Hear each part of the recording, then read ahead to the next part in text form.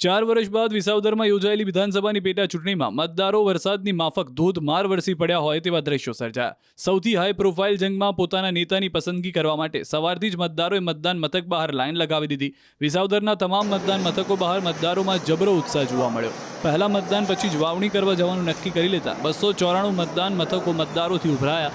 મતદારોએ ઓળઘોળથી મતદાન કર્યું। મોડી સાંજ સુધી મતદાન મથક બહાર લાઈનો જોવા મળી।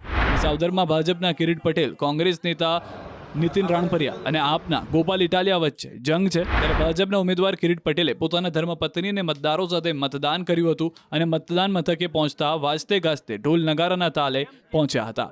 મતદાન કર્યા બાદ વૃક્ષોના રોપાનું વિતરણ કર્યું તો કોંગ્રેસના ઉમેદવાર નીતિન રાણપરિયાએ પણ પોતાના પરિવાર સાથે મતદાન કર્યું તો પૂર્વ ધારાસભ્ય ભૂપત ભાયાણી પરિવાર સાથે મતદાન કરવા મતદાન કેન્દ્ર પર પહોંચ્યા હતા। વિસાવદરમાં મતદાન દરમિયાન આમ આદમી પાર્ટી અને ભાજપ નેતાઓ વચ્ચે વધુ એક બબાલ થઈ। ડુંગરપુર મતદાન મથક પર ભાજપ દ્વારા કેટલાક મતદારોને પ્રભાવિત કરાતા હોવાનો આરોપ લગાવાયો। દાવાની સાથે એક વિડીયો પણ આમ આદમી પાર્ટીએ વાયરલ કર્યો, જેમાં પ્રવીણ રામ ઉપરાંત આપ અને ભાજપના સ્થાનિક નેતાઓ નજરે પડી રહ્યા છે। વિછાવડ ગામે પણ મતદાન કેન્દ્ર બહાર ભાજપ અને આપના કાર્યકરો વચ્ચે વિવાદ થયો। વિછાવડ ગામે કાર્યકરો આવ્યા સામસામે। આમ આદમી પાર્ટી કાર્યકરોને પોતાનું ટેબલ મતદાન મથકથી 200 મીટર દૂર લઈ જવાનું કહેવાતા વિવાદ શરૂ થયો। મહિલાઓની હાજરીમાં અપશબ્દો બોલાયા હોવાનો પણ આરોપ લગાવ્યો। જિલ્લા પંચાયત સભ્ય વિપુલ કાવાણી સામે આરોપ લગાવાયા, જોકે પોલીસે સમગ્ર મામલે થાળે પાડી દીધો હતો, જેની વચ્ચે ત્રણેય ઉમેદવારોએ જીતનો દાવો કર્યો, પરંતુ 23મીએ વિસાવદરનો કિંગ કોણ તે નક્કી થઈ જશે। કડી વિધાનસભાની પેટા ચૂંટણીમાં પણ મતદારોએ રંગ રાખ્યો। વરસાદી માહોલ વચ્ચે વહેલી સવારે 7 વાગ્યાથી મતદાન મથક પર લાઈનો લાગી।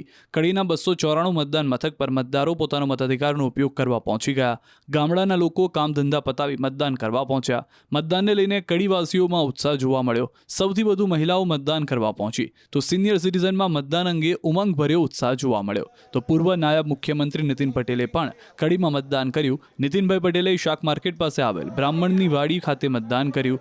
કડી વિધાનસભાના ભાજપના ધારાસભ્ય કરસનભાઈ સોલંકીનું નિધન થતા યોજાયેલી આ બેઠક પર પેટા ચૂંટણીમાં ભાજપ ઉમેદવાર રાજેન્દ્ર ચાવડા, કોંગ્રેસ ઉમેદવાર રમેશ ચાવડા અને આમ આદમી પાર્ટીમાંથી જગદીશ ચાવડાનું ભાવિ ઈવીએમમાં સીલ થઈ ગયું।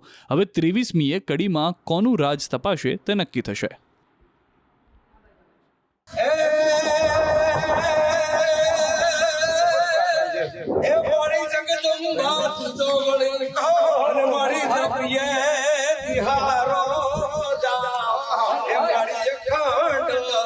તારા દીવા બને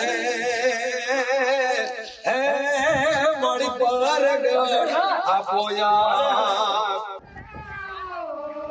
આ લોકો દુહાછંદ અને ગીત લલકારતા કોઈના લગ્નમાં નથી જઈ રહ્યા। આ તો દુહાછંદ અને લોકગીતની રમઝટ કરતા જઈ રહ્યા છે મતદાન કરવા। જી હા, વિસાવદર વિધાનસભાની પેટા ચૂંટણીને લઈને રાજપરા ગામે ગઢવી ચારણ સમાજના મતદારોમાં ભારે ઉત્સાહ જોવા મળ્યો।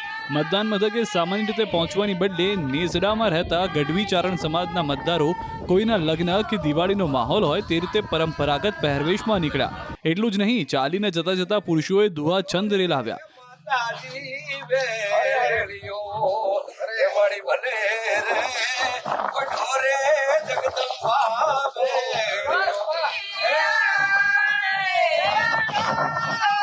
મહિલાઓ માતાજીની ચરજ સહિતના ગીતની રમઝટ બોલાવતી મતદાન મથકે પહોંચી, જેને લઈને ગામમાં દુહાછંદ અને લોકગીતોથી આકાશ ગુંજી ઉઠ્યું। આ મતદારો આકર્ષણનું કેન્દ્ર બન્યા।